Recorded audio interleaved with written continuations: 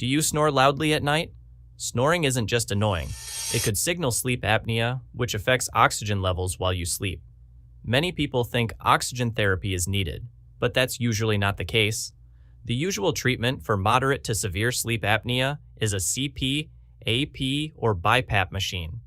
CPAP helps keep your airway open, reduces snoring, improves sleep quality, and protects your heart. If you or a loved one snores heavily, consult a sleep specialist. CPAP might be what you need.